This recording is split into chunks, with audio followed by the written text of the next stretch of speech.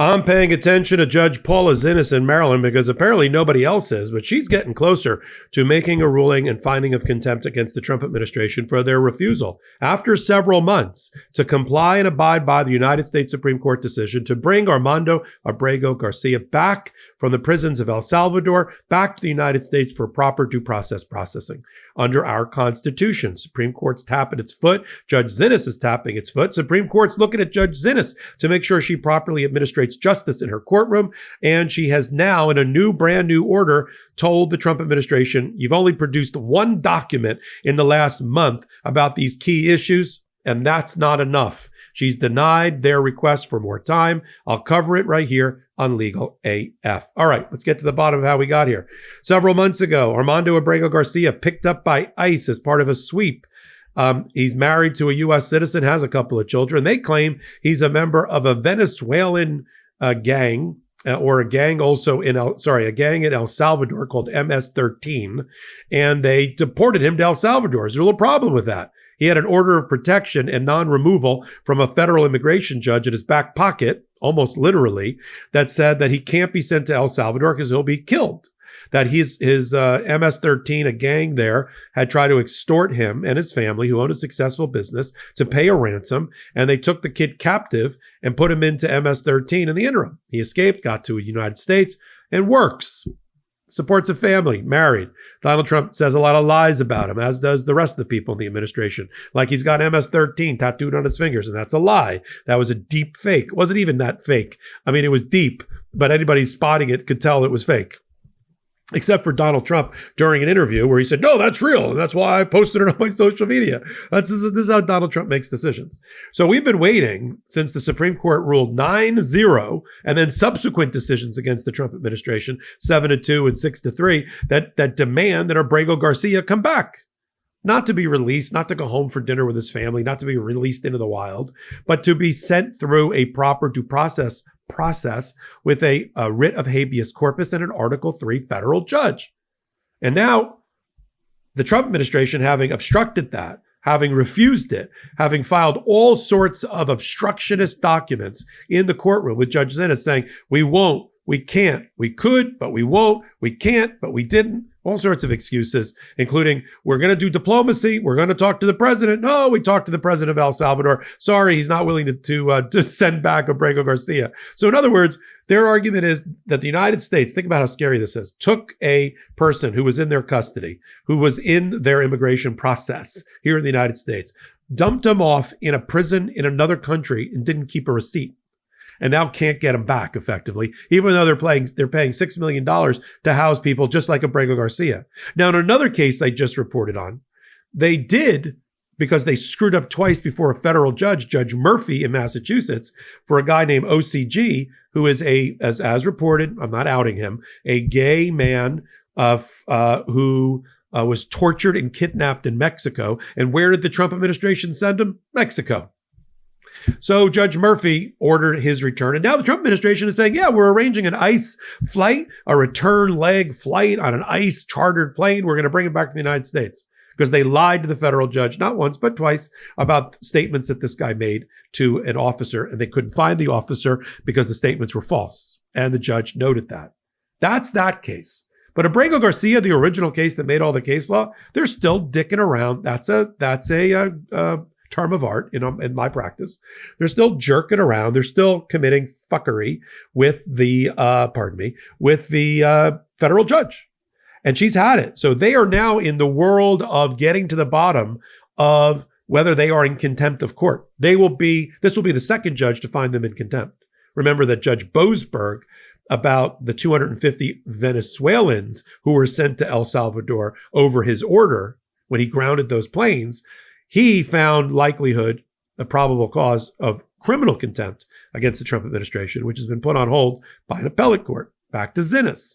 Zennis, the Trump administration files a paper and asked for more time. We need more time. We don't want to turn over our privilege log and our list of things. We're going to claim state secret privilege, which doesn't apply here. We're going to put a whole bunch of documents there under privilege. And the judge says, fine, put all your documents, get them to me by the 31st of May. I will take a look at the documents in camera, meaning only the judge will look at them alone, and I'll make a determination on privilege. But I need your log, and I need it by the 31st. Come a couple of days before yesterday, the Trump administration runs to court and says, we need more time.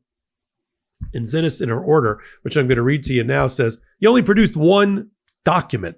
You don't need more time. I'm going to give you till the 4th. That's it. You're done.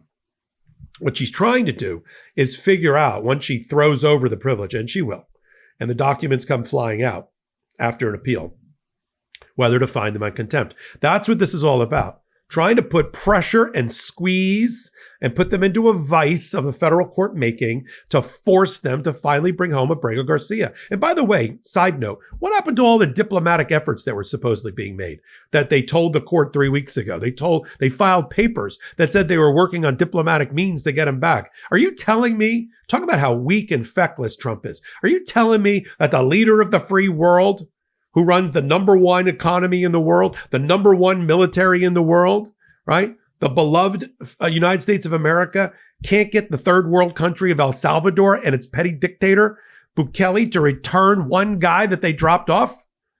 What does that say about the power of Donald Trump, the power of persuasion? Putin's bombing Kiev. Donald Trump's like, well, nothing I could do. He seems to be out of his mind. Do anybody notice he has no powers? That's why they came up, or the Financial Times reporter came up with the phrase, the acronym TACO. Trump always chickens out. That's the flip side of the same coin. That nobody listens to him, and he exerts no power because they're not afraid of him.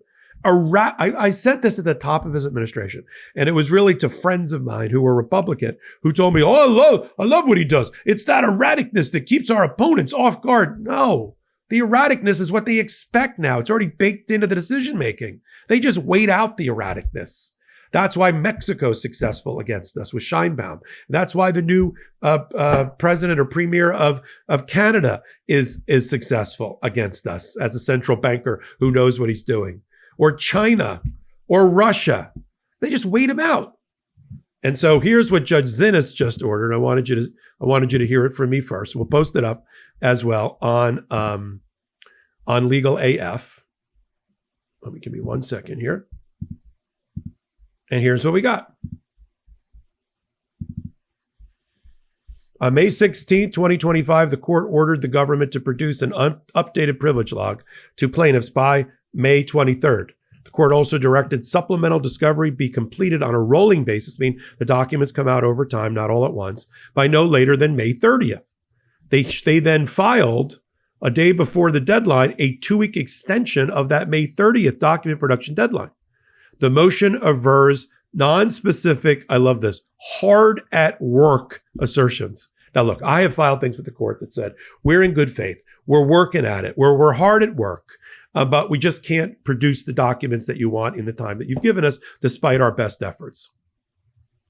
On the hard at work assertion, she drops a footnote that says, defendants also represented that they had attempted to contact the plaintiffs for their position on the motion, but were unsuccessful. She then says this may be because the defendants did not reach plaintiffs or tried to reach them until 11:35 at night last night by an email and have predictably received no response, filing their motion an hour later. In other words, that's not good faith to give the other side at 11:30 at night less than an hour to respond. This is hardly a good faith attempt, she says. But for the last 2 weeks, according to plaintiffs, defendants have produced exactly one document. Assertions of diligence notwithstanding, the defendants, which are the Trump administration, have offered no explanation as why they could not produce any additional documents on a rolling basis, which they said they could do at the May 16th hearing.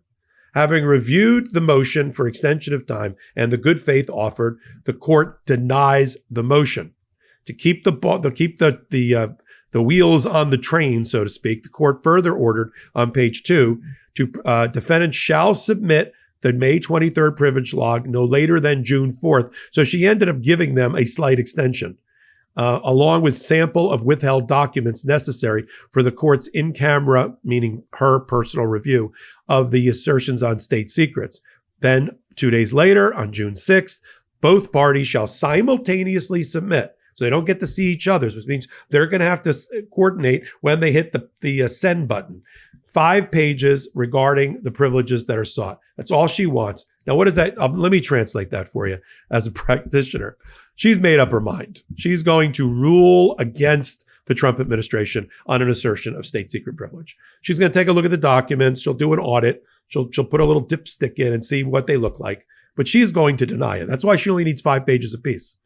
You know, federal court practitioners can't clear their throat in under 30 pages. So you can see how much effort she wants the plaintiff to put into this. I'll continue to report on it. Let me predict what's going to happen here. She's going to deny the state secret privilege. Donald Trump's going to try to take an emergency application appeal to the D.C. Court of Appeals, which will be denied.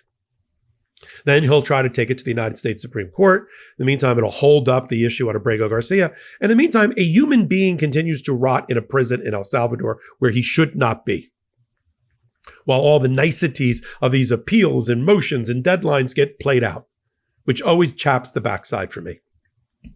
But we'll keep pressure on it by continuing to report on it. Here on Legal AF, take a moment, hit the free subscribe button, help us continue to grow this channel to our 1 million goal, which we will hit before our 1-year anniversary, but with your help. Come over to Legal AF, the Substack, hit the Substack subscribe button, and you'll see this order under Filings AF. Until my next report, I'm Michael Popok.